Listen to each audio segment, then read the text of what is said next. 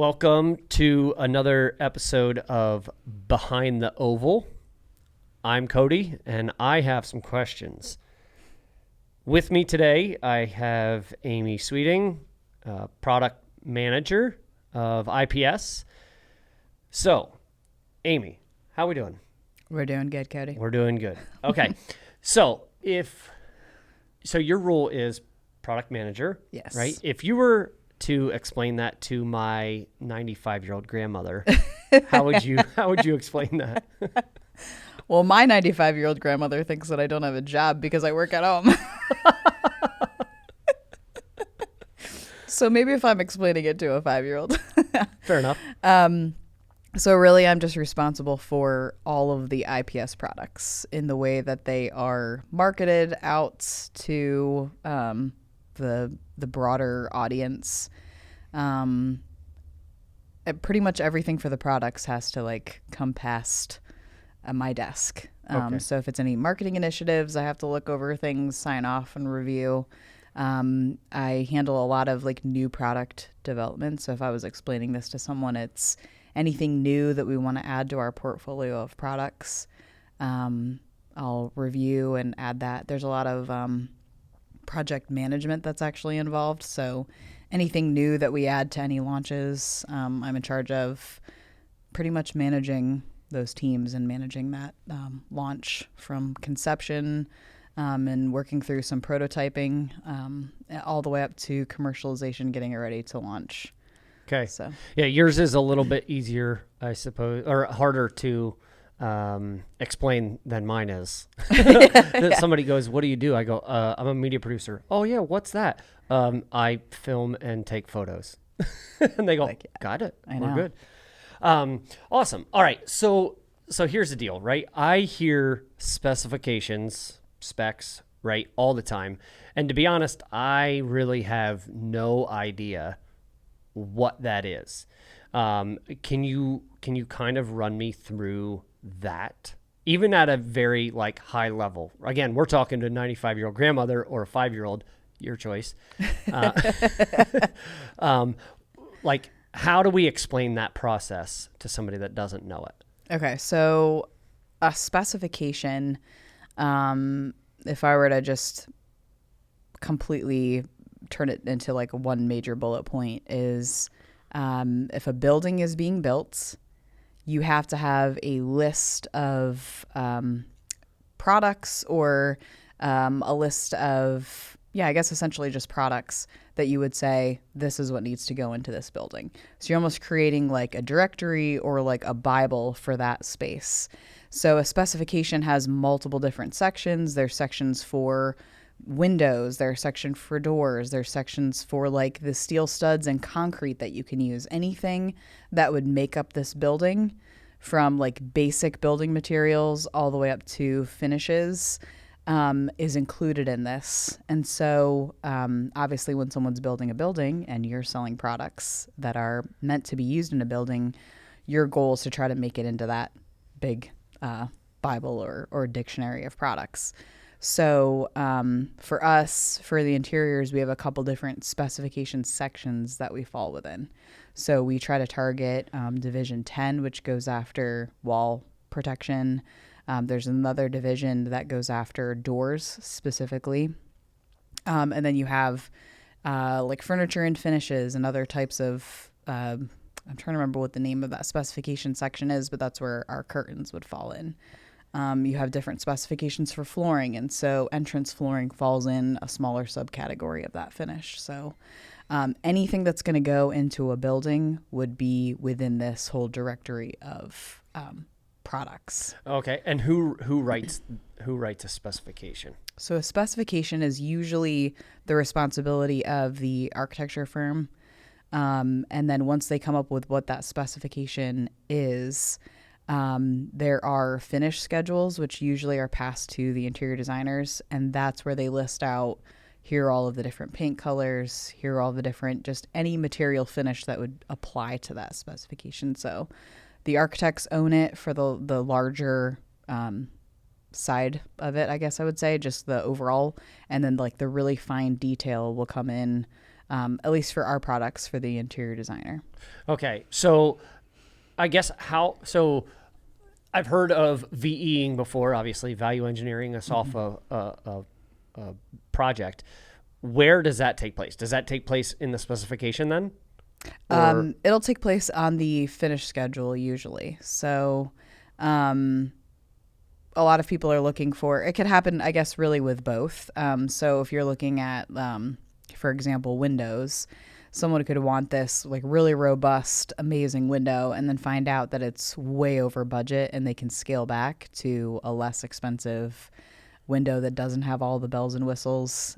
Maybe the R value can be a little less, which is like not the acoustics, but the insulation. Thank you. Yeah.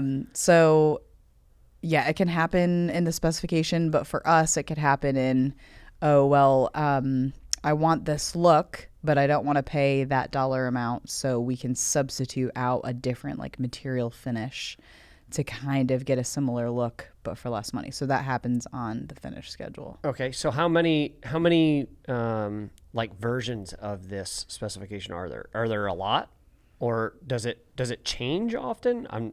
Yeah, there can be. Yeah. So usually it's based on, you could say for like a hospital system, the hospital system will say, here are our set of specifications that we work off of, and they're setting it as their standard. So they'll have a specification for, again, those windows. And then if there are any finishes for them, like it could be the trim color around it, that would be in the finish schedule. But it's all comprised as like their standard packet so that they know in the future if they have to replace anything or they want to add on, and they're trying to keep everything similar, just kind of like we have with our like branding standards. If you want to come out with something different, you better still have that same red CS logo on it, right? So it's kind of the same thing for them. If it's so each hospital system will have their own set of specifications, even in different locations. And a lot of times it depends on the architecture firm. They have like a master template that they use, and then they will tweak it and change it depending on what the owner of the building wants, whoever's contracting the work with them. Okay. So then how, and maybe this is a point of contention, but like, I know we have to get in there, right? So that's where we work with the architects, the designers and whatnot. Mm-hmm. Again, all of this stuff I hear all the time, but I've never really dove into it, like other than the keywords that I hear. So like, do we have, for our wall protection, do we have like a, specification ABC that we say, here, you want Ackerman by Design? We give this to you. You put into said document. Yes. Done. Yep. Okay. That's actually how it works. Yeah, that's exactly how it works. Fantastic. You got it. Fantastic. So that seems to be pretty easy. Yeah. So then switching gears slightly, maybe not because I don't really know, basis of design, right? Is that along the same lines as the specification, or is this something completely different? Yeah, so basis of design is just a level of specification. So within a specification, depending on the project, and depending on if it's a privately owned project or if it's a publicly owned and funded project or a government project, like with government, you have to have at least 3 different manufacturers.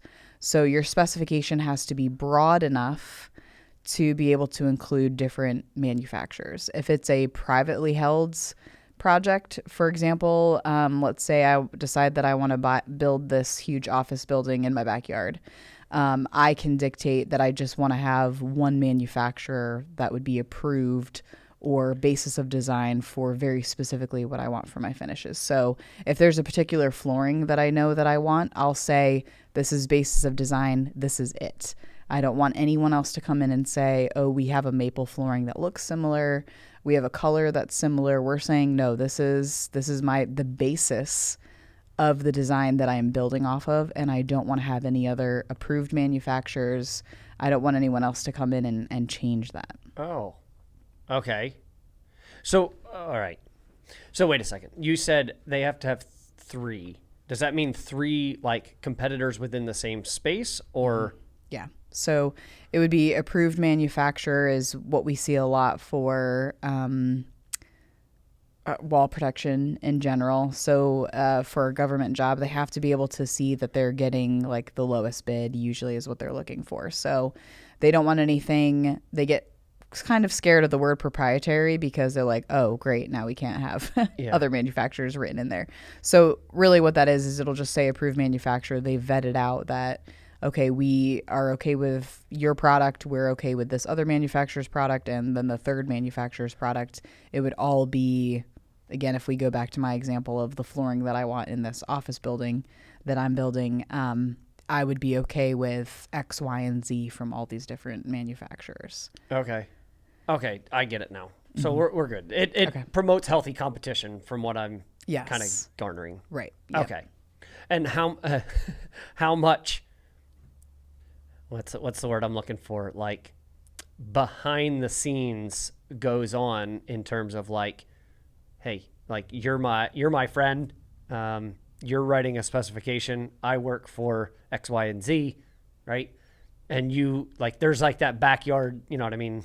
There is a ton of work that goes into it. And that's why, like, for our salespeople, it's really about like relationship building. Because again, if I know Cody, who's coming to sell me this specific maple for my floor, and then there's Joe Schmo I've never heard of before, who's like, oh, I have something that's very similar and probably better, but I have the relationship with Cody, I'm probably going to say, nope, I really like Cody's maple and I'm just going to stick with that. So there is a lot of work that goes in behind the scenes to kind of build that relationship, to build a good reputation. So obviously if the architect or the designer is putting you in their specification, they're almost saying, this is my stamp of approval. I'm okay with this product existing in this space. So they have to have really a lot of confidence in you to say, yeah, I'm putting my name on this set of documents. So yeah. So so in that case, right, even though we know friendships and like, you know, I would care to venture a guess that there's not really kickbacks by any means, but right, how much then out of like price, product enhancements, or friendships, right? We'll just use those three. What would you say takes the cake in terms of, you know, getting you onto a specification, if that, or what we're talking about here? Yeah. So, I mean, so even within the specification, you could be basis of design. You could have that relationship with that architect. We'll say that they go off of, I would say, relationship and just the reputation of the product first and foremost. And then obviously they know what the budget is for the project generally, so they're not going to go with anything that's like ridiculously out of budget. But then when the job goes up for bid, the general contractors are all, you know, this guy wants to build it, this guy wants to build it. So they are looking for ways to go in with price. So the general contractor then is looking at maybe not necessarily the relationship aspect, but they're looking at price and dollar amount. So we've had projects before where the general contractor, maybe we weren't basis of design, someone else was, and the general contractor was familiar with us, and so they gave us the chance to bid the project. So I would say there's a lot that comes into play, like getting just the work of getting into that specification doesn't necessarily mean you're not going to get bumped out. You know, a lot of times the architect will fight to say, no, I really want this product. But there could be justification for other ones to come in, or for, like you said before, VE options to be used instead. Yeah. So then what would be so you said architect, obviously they're the one that's, let's say, writing the spec. And then you have the GC that could also be like, hey, now we're going to go with this one because it's easier to install. You know, like, I don't really care about your price. It's kind of comparable, you know, color wise, everybody can do the same color, right? We're going to put this one on. So in that aspect, which one would be better to, if you had to pick one to go after, would it be the architect or the GC? Oh, that's tough. I feel like, I mean, in any scenario, you're probably going to have a fan in one court or the other, maybe both. I mean, our goal is to have both. Sure. So I would say it depends on if the GC has that much sway, if they can really say, hey, owner of the building, I'm going to save you this amount of money and give you this look, then the GC is probably the one to go after. But if the GC really doesn't have that much sway and there's really not that big of a price difference and the architect is like, believe me, you want this to look like this, then I would go after the architect. So it's hard to know, like, it's very like dependent case by case. Do you know like the list of, or is there not a list? It's kind of like an unwritten list. Oh my gosh, unwritten list, right? Of like, okay, I know these GCs have a ton of pull. I know these architects are very persuaded or persuasive. Yeah, they're able to be persuaded, right? Is there kind of like an unwritten list? I don't think so. And it also depends on the project too. The owner of the hospital, or I keep going back to hospital because I feel like that's a big portion of our business for wall protection. But the owner of the building obviously is going to stick to whatever they want, right? It's their finances going into it. So there's not a master list of here are the easily persuaded architects. It's more so, who have we built good relationships with? Who do we know out there trusts us? We've worked with them on multiple projects and they like us. They're willing to work with us. Same thing for the GCs. You know, if we've given them faulty product year after year, then obviously they're going to steer clear of us, right? But if we've given them a positive experience, we've been able to make their lives easier. We've let them get on the job site and off when they need to, and we haven't cost them any extra money or extra, just any of the pains that can go into a construction project, then they're probably going to be our fans and want to work with us too. So we don't have like a sure list of like, here are like the top 5 we know are always going to be in our court, because I think it changes. It changes on who the owner group is. Yeah. And a lot of times it doesn't even stop at the GC level. If there are subcontractors that sub out to that GC, they could have their own opinion. So it's a huge web of just all sorts of different, I'll call them like decision-making influencers that will have their own opinions to, chime in with. Yeah. Well, things, so. It's definitely it's a crazy world. I'm sure. Lots of friendship, probably a lot of golf course. Golf course management. I mean, you don't want me out there. I'd be. I don't even think I'd hit the ball, but. But yeah, for those that are golf aficionados, it's definitely definitely a good sport to. Yeah. Well, we are. We'll take this break to tell you about our sponsor. We don't have any sponsors. We're just sitting here. CS. But anyway, okay. So here's another question, right? So I was watching this show. Have you seen The Resident on Netflix? No. I guess it used to be on Fox, but it's basically like sort of like a mix between ER and House. Oh, okay. Right? Yeah. Pretty good show. But anyway, it got me thinking, right? So it's set in a hospital. Obviously, Hollywood, or right. I think it was actually from a soundstage down in Georgia. But anyway, why do we not try to sell more product to Hollywood? Oh my gosh, it's funny that you say that, because since working here, I can no longer watch a show that has any shots of the hospital without going, is that our HRB4C handrail up on the wall? Or is that something from CoreGuard? What is that? Right. I don't know. I'm sure we have. And honestly, we could probably run a report to see, did this end up on some back studio in Hollywood? But how many of them think, right? Right. But it could have some weirdo name that we don't even realize. It could be some fake hospital system. I got to thinking, and I'm like, our stuff's you can pop it off and put it back on a handrail or whatever. And I feel like it. Maybe we are doing it. I don't know, but I know. And if also, we're not, you're gonna have to start up a sales team in Hollywood and go target all of the big producers. Develop those golf course relationships. Exactly. Right. But when you kind of what you said there, is that ours? Is that ours? How can you tell?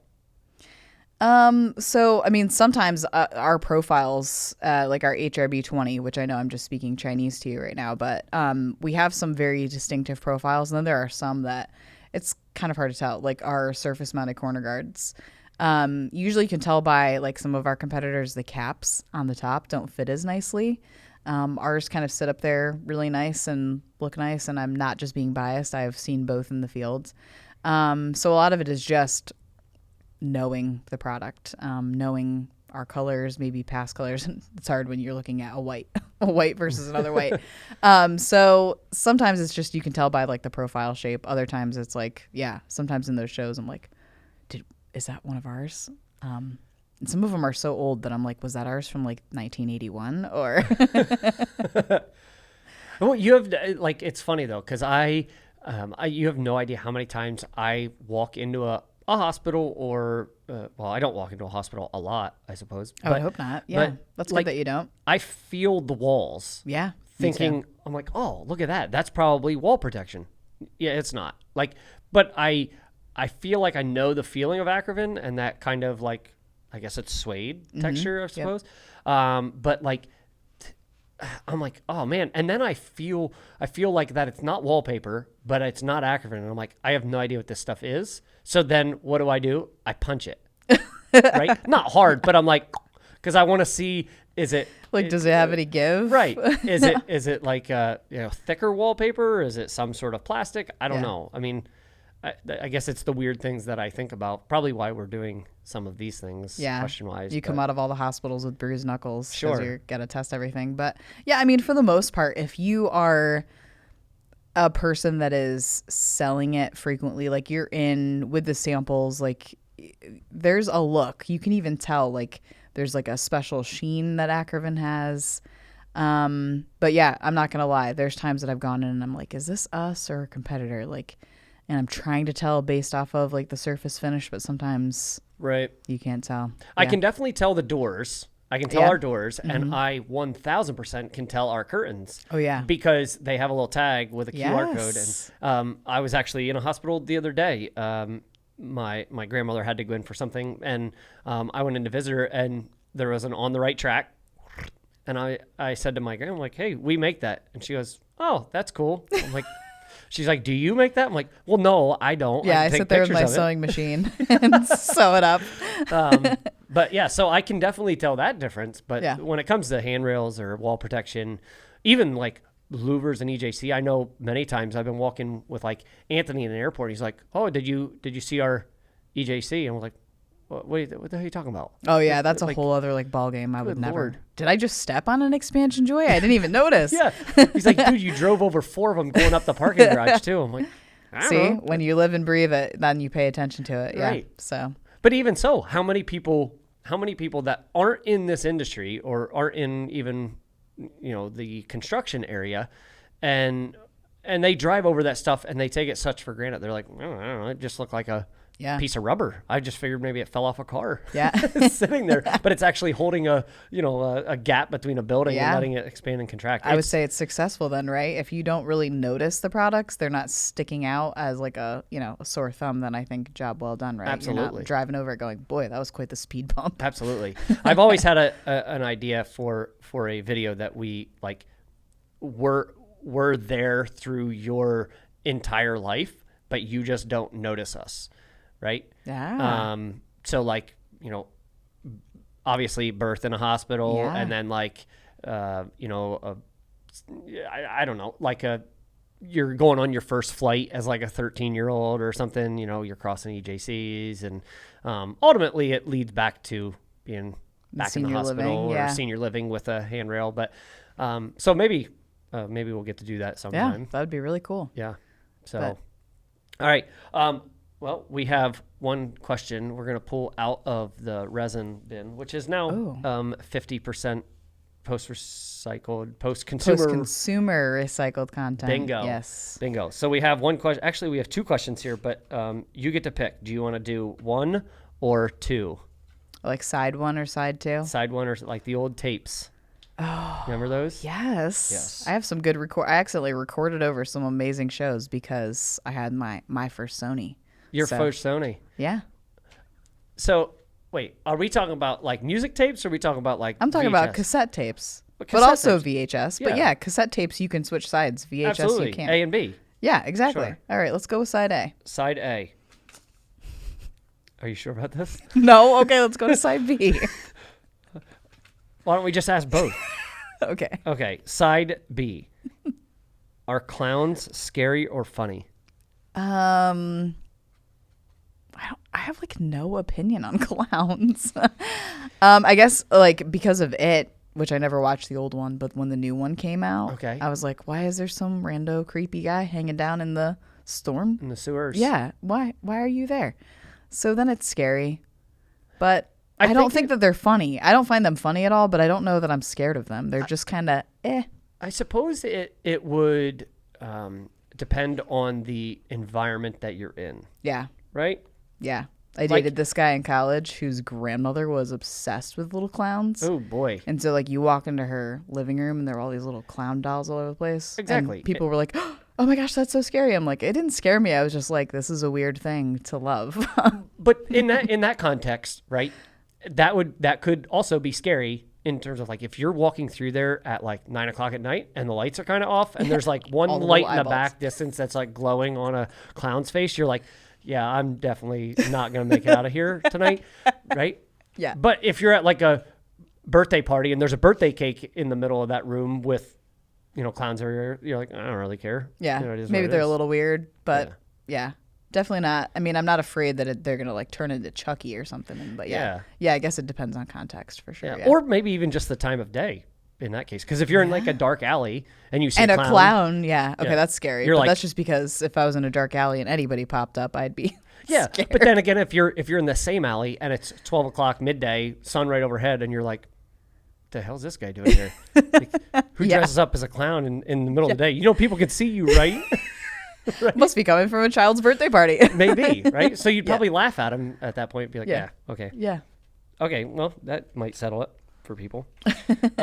Okay, so I don't even know what side this is now. But the Side other- A. We're yeah, back the to other A. one. Okay. Yeah. Why do humans wear clothes but no other species does? Oh my goodness. Well, that's because other species have fur and fins and feathers, and we don't. If I wasn't wearing clothes, I'd be freezing most of the time. Let's So just you say think that. it's more for Protection. protection? Yeah, for sure. But see, monkeys don't wear clothes. I mean, But they I guess have they fur. could. But they have fur. Yeah, but still, we have hair. It's fur. I don't Of have fur like a sorts. monkey. I don't know about you, but I mean, some people do. I know I don't, but like, I don't know. Like, it's kind of weird, I suppose. yeah. You can dress them up. They don't like it though. Like cats don't like shoes. They I know, but you Weird. get good videos out of it, though. yeah. You Like get I good have videos. we have chickens. Do you dress them up? We have a leash for them, and we actually my daughter took it to a baseball game one time, like a little league game. Yeah. And we sat out in center field with a chicken on a leash. I mean, probably going back to this like clowns at noon sort of thing. Like you're gonna get laughed at, but hey, she had a blast with it. But we have these 3D printed like T-Rex arms that you can put on them. We have the arms. I love those. Yeah. The only thing we didn't buy was the pants. Like you can get pants to go over the chicken's legs, and it looks hilarious. Can you get like spurred while trying to get this chicken pants No, I on mean with these their things little aren't. talons? These things aren't like. Is that like a rooster? Yeah, these aren't Mexican fighting chickens or anything. Right? They don't have spurs. I mean, my 3 chickens are very, very docile. Oh, You okay. can just Dress them up and do whatever. yeah. If you walk outside and go, they run right to you. Oh. Yeah, but they also know that I feed them, so they know that it's probably food, not me picking them up. But my youngest used to like sing to them when they were younger. So, because somewhere they read online that like if you sing to them, they will be will like yours you. forever. I'm like, well, they're gonna be ours forever, whether you sing to them or not. Yeah. Right, And we are their food source, so they're gonna like us. Exactly. But I don't know. Do you have any more questions? Do you have any questions at all? I guess. Well, I feel like I should have had a cool bin of resin that I could have pulled some crazy questions out of. Well, we do have the bin of Ackerman regrind. If you know of any questions that you would want to pull out of there, Okay, I feel like I'm going to think of a question and pull it out of the pull it out of the bin in my mind. Out of the bin. I like that. Okay, The proverbial bin. the proverbial bin. Oh, I have a good one for you. Let's get it. If you, and I do this all the time, Okay. I ask my teens constantly crazy questions like this just to get them thinking, you know? Let's hear it. If you could only go on one final vacation for the rest of your life, where would you go? It could be a week-long trip, a 2-week-long trip. You have to come back. You can't just stay there Right. forever. But it's the last vacation The last you vacation can ever take. What's your destination? Or what are you doing? Okay. So I'm a very outdoor oriented person. And normally, like, so last year, if you would have asked me this, I would have said Colorado and fishing. How long is the vacation, by the way? It could be a week, Let's 2 go a week. weeks. Okay. It could be a month. It's your last vacation. It could be 6 months. Okay. I like I said, I would have said Colorado, just because it's got basically everything outdoors that you would like to do, or that I would like to do. But I've always wanted to swim the Great Barrier Reef Really? in Australia, but I can't bring myself to spend like $4,000 to fly down there.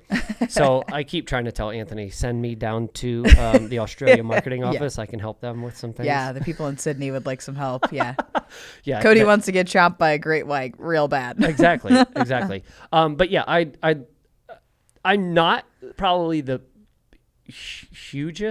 most huge. I'm probably not the biggest on snorkeling because like I feel like I would get attacked down there, but I love seeing the vast amounts of wildlife. Yeah. And if not that, an easier trip would probably be like cutthroat fishing a very small canyon creek in Utah. Oh. Right? Like up in the mountains in Utah where like you park and you walk 10, 15 miles just up in to where this creek isn't bigger than this chair and you're pulling 20-inch cutthroats out of it, like just because they're so wild and native to that particular creek. Just like I could care less to go back to California. I could, I mean, Texas is fun.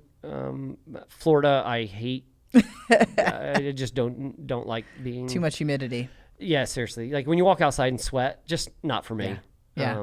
But it's like August in Pennsylvania. Right, exactly. What about you? Oh, man. If I could go on one last vacation ever, I think that I would like to see Scotland. Okay. Yeah, because of just the Highlands. I love cows. I do love cows. More so sheep. Okay. If I could change my profession right now, if you were to say, what do you want to be? A sheep farmer. Really? Yeah. I legit would just leave the corporate worlds and be a little Bo Peep. That's a unique answer. I don't think I've ever heard something like that before. Yeah. So probably I would not come back from Scotland. I would just live there and start my little herd and then, shave their wool, get one of those cool wheels. I mean, if I'm going to do it, I should probably know the technology, the terminology. But, one of those wheels I could spin my own yarn and then I can sell the yarn back to the U.S. at a ridiculous price. Or is that for weaving? Loom is for weaving. Okay. But those spinning wheels? Yeah. They intertwine it, right? Yeah. It just like pulls it. It like pulls it in a long thing and you can kind of like twist it. You like twist it into a yarn. Yeah. Huh. A spinning wheel? Something like that. I'm not sure. Anyway. But yeah, no, because I also love doing outdoor things, and I feel like there'd be opportunities for like kayaking and that'd be awesome. But any show that I've ever watched on TV, it just looks so green. Right. Looks very cool. Yeah. I don't know about the wool part of it because I hear the prices for that are bad. Oh, I had to. I had to. I apologize for that one. But would you be interested in trying to search for Loch Ness? The Nessie? Nessie. Here's the thing about natural bodies of water. Some part of them terrifies me. Okay. Like I can kayak. Yeah. And I'm fine. But there's a point in the day where if you're out on like a really smooth lake, have you ever noticed that like the water looks really dark? It's Yeah. like black. That freaks me out Really? because I don't know what is underneath me. Yeah.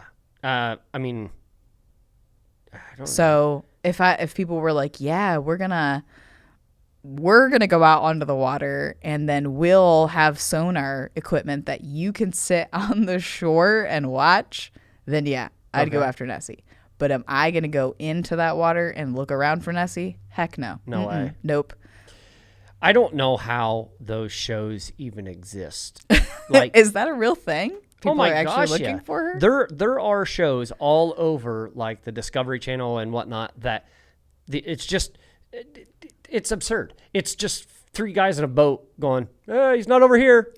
Like, Yeah. And then the next episode, the end of the episode, they like shake the like a boat. cliff. So there's Yeah. like, oh my gosh, it hit us. And Yeah. then they clip to the next episode and it's just them like relaunching a boat. And they're like, oh, I guess let's go out here and sit for 8 hours and Yeah. see The if a boat dragon. shakes because Fred decided to jump out, take a little swim, and climb back in.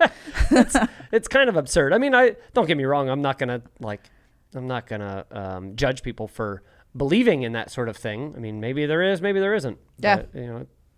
There's a movie called Water Horse. You can watch that. Oh no, what is that about? It's about Nessie. Is it really? Yeah.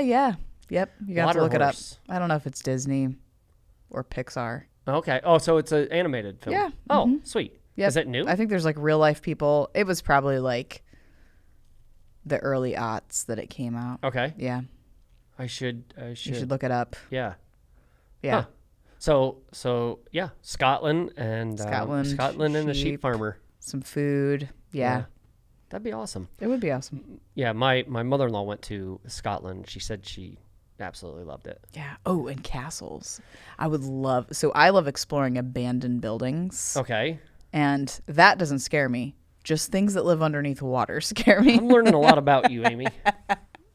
So I'm going to be a sheep farmer exploring and breaking into old castles. Okay. So in that case, do you believe in ghosts? No. You don't. No. So you like if you went downstairs in like the Lizzie Borden house. Oh, I it's mean, not that would abandoned, still like but freak me out just because it's like you know what happened creepy. Yeah. It's just creepy, but no. there. I'm not a big believer in ghosts myself. No. I think it's that doesn't they never get me going and No. even those like those Even shows. Like, Right. did you see that orb? No, that was Fred's flashlight. Yeah. After he climbed back into the boat. They have the EVP recorders and they're like yeah. they're like, oh, listen to what this guy said, and you hear and they're like, he just said John. And I'm like, what are you talking about? It sounded like a dog snarl. Like, there was no word in there, but nonetheless, as a media professional, like, Yeah. I could make that sound like John Yeah, if I exactly. wanted to. Right. Mm-hmm. I mean, but people watch it. People Yeah, listen to they make money. true Yep. crime. I tell you, if just something to leave you with, if you want to watch a funny show, BuzzFeed, there's two guys that do they go back through like these cases, and there's one guy that's basically like me, that just kind of makes jokes about it and stuff, and then there's one guy that's real serious. Who's doing all the work? Who's doing all the work and back and forth. And they go through these cases and they try to figure them out and go through the suspects and stuff. Yeah. It's quite fun. I think our next topic of conversation is going to be the local murder What? that happened near my house a couple years ago. What are you talking about? Like, it exhumed a body like a mile away from my house. Yeah. We're going to have to start our own true crime podcast, Cody. What? Wait. Because I don't live too far from you. I live like 10, 15 minutes away. What are you talking about? They pulled up a body? Yeah. Yep. This guy went missing like a couple years ago, back in 2020. Right? And someone had a guilty conscience and went to the police about it and said, yeah, hey, this guy is like buried in this cornfields after these people beat him to death. So I guess you can't really do a full true crime podcast about it because we already know the answer. Oh, so there's already somebody that's arrested and whatnot. Yeah. And in prison. Yeah. Or hopefully in prison, I suppose. Yeah. Somewhere. Yeah. I need to do some more research. It popped up and I was like, I got to drive by this house. How old was this person? Middle-aged. Middle-aged. Yeah. Like I was wondering if I don't even remember hearing anything about that. I know. It was on like kind of the low, like they kept it super low key. Yeah. Yeah. I mean, it's relatively close to a giant neighborhood of like 500 people. Yeah, So for real. yeah. Yeah. That's crazy. I mean, I'm not. I'm really interested in some of that stuff, like the detectiveness of Yeah. it. But it is also crazy how they can figure this stuff out like that, I know. right? Yeah. Like, yeah.